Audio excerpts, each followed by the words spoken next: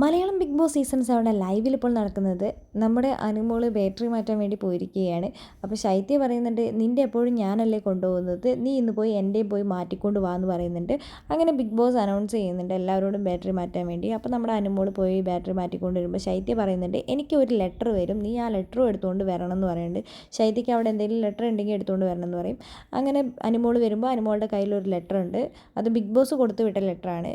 ശൈത്യയുടെ കയ്യിൽ എന്തെങ്കിലും സാധനങ്ങൾ ഉണ്ടെങ്കിൽ തിരികെ വെക്കാൻ പറഞ്ഞിട്ടുള്ളൊരു ലെറ്ററാണ്. അപ്പോൾ ശൈത്യ പറയുന്നുണ്ട്, എൻ്റെ അടുത്ത് സേഫ്റ്റി പിന്ന് മാത്രമായിരുന്നു ബിഗ് ബോസ് ഉണ്ടായിരുന്നത്, അത് ഞാൻ തിരിച്ചവിടെ കൊണ്ടുവന്ന് വെക്കുകയും ചെയ്തിട്ടുണ്ട്, ഇനി എൻ്റെ അടുത്ത് ഒന്നും തന്നെ ഇല്ല എന്ന് പറയുന്നുണ്ട്.